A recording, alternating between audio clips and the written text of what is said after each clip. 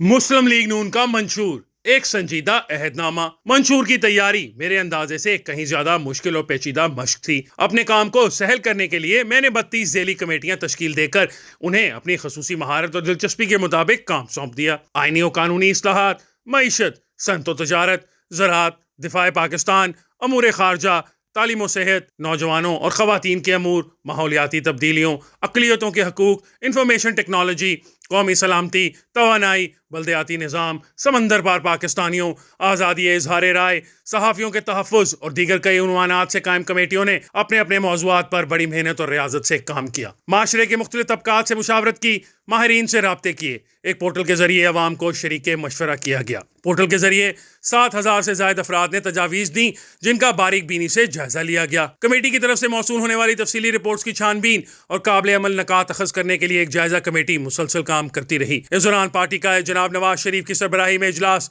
मंशूर की पेशरफ्त का जायजा लेते रहे। तरमीम और इजाफों का सिलसिला आखिरी लम्हे तक जारी रहा।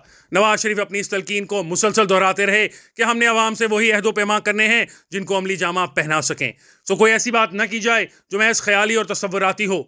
मुल्क में मौजूदा इक्तसादी सूरत हाल को पेश नज़र रखते हुए एक ऐसा काबिल अमल सियासी एजेंडा तश्कील देना जो अवाम की तवक्कुआत पर पूरा उतरता हो, कोई आसान काम न था। अभी मंशूर अवाम के हाथ में है, 100 से ज़ायद सफ़ात पर मुश्तमिल है, जिसमें 5 साल एजेंडे की मुकम्मल तफसील दी गई। चीदा चीदा निकात अलग से जारी कर दिए गए हैं। सबसे ज्यादा वक्त मईशत की बहाली, इसकी इस्तवारी और अवाम को मौजूदा मुश्किलात से निकालने की तदाबीर को दिया गया। महंगाई और बेरोजगारी जैसी अमराज़ कोहन की चारागरी बड़ी तरजीह रही। महंगाई की मौजूदा शरह बेकाबू हो चुकी है, जो 30-40% तक चली जाती है। हमने तय किया कि इंतखाबात में कामयाबी और हुकूमत तश्कील देने का मौका मिला तो पहले ही माली साल 2024-25 तक महंगाई की शरह 10% से कम सतह पर ले आएंगे। अगले 4 साल यानी 2029 तक इंशाल्लाह ये शरह 4 से 6% तक लाएंगे। GDP यानी मईशत की शरह नमू का 5 साल हदफ इसे 6% से ऊपर तक लाना है। टैक्स के निज़ाम में बुनियादी इस्लाहात लाते हुए महसूलात को GDP के 13.5% पर लाएंगे। बरामदात को सहूलियात फराम करते हुए 5 साल में उन्हें $60 अरब तक ले जाने का हदफ मुकर्रर किया गया है।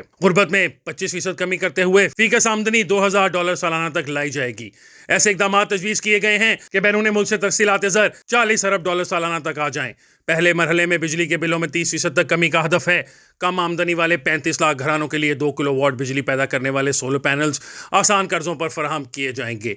इंफॉर्मेशन टेक्नोलॉजी के फ़रोग के लिए 5 शहरों में आला तरीन मयार के IT पार्क्स कायम किए जा रहे हैं, जिससे लाखों नौजवानों को अपने पांव पर खड़ा होने और मुलाजमतें हासिल करने के मौके मिलेंगे। खवातीन को मईशत की नमू में किरदार अदा करने के मौके का मनसूबा बरूए कार लाया जाएगा, जिसका बहुत अच्छा तजुर्बा बांग्लादेश में हो चुका है। मंशूर का अहम नुक्ता बार बार ताखीर का शिकार होने वाले दयामीर भाषा डैम की तकमील है। मईशत में बड़े तहर्रुक की रोशनी में रोजगार के कम से कम 1 करोड़ मौके पैदा होने का मुहतात तखमीना लगाया गया है। समंदर पार पाकिस्तानियों को हवाई अड्डों पर सहूलत के लिए खसूसी काउंटर्स के अलावा इनके मसाइल के फौरी हल के लिए ओवरसीज कोर्ट्स को मजबूत बनाया जा रहा है। नैब को खत्म करने पर खासा गौर व फिक्र हुआ। मुशर्रफ अहद के इस स्याह कानून के बारे में कोई शक व शुबा नहीं कि इसे किस तरह मजमूम सियासी मकासद के लिए इस्तेमाल किया गया। आला अदालतें भी इस अदारे की हया बाख्ता सियासत ज़दगी के बारे में बहुत कुछ कह चुकी हैं। ये दास्तानें भी कम नहीं कि करप्शन के इंसदाद का ये इदारा खुद किस कदर करप्शन की दलदल में धंस चुका है। गुज़िश्ता 25 वर्ष के दौरान गालबन अपना कोई एक मुकदमा भी सुप्रीम कोर्ट की सज़ा पर साबित नहीं कर सका। वक्त आ गया है कि इस इदारे को खत्म करके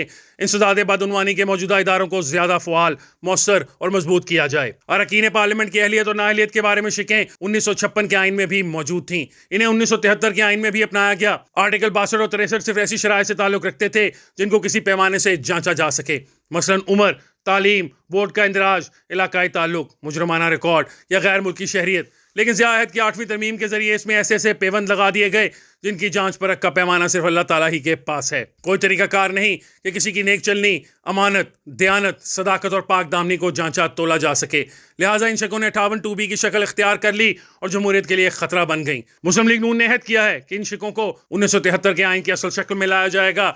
इसी तरह आर्टिकल 63A को भी बंदियाल कोर्ट ने अपने सियासी मकसद के लिए गलत ताबीर का जामा पहना कर मस्त कर दिया। मंशूर में अहद किया गया है कि शक की तौजीह करते हुए तय कर दिया जाएगा कि पार्टी की आदत की हिदायत के खिलाफ वोट देने वाला रुकन सीट से तो महरूम हो जाएगा, लेकिन इसका वोट गिना जाएगा। सबसे अहम बात यह है कि मंशूर पर अमल की निगरानी करने के लिए एक निगरानी और अमल दरामद काउंसिल भी कायम की जा रही है, जो हर 3 माह बाद अपनी रिपोर्ट दिया करेगी। मंशूर की तैयारी में मेरे बहुत से रुफ़क़ाए कार का कलीदी किरदार है, जिनका मैं बेहद मशकूर हूँ। बिलखसूस मंशूर कमेटी की सेक्रेटरी और राब्ता कार मरीम औरंगजेब को खसूसी शाबाश न देना नाइंसाफ़ी होगी, जिसने इस वसी मंसूबे को समेटने, मुरतब करने और जामे शक्ल देने के लिए बेइंतहा मेहनत की।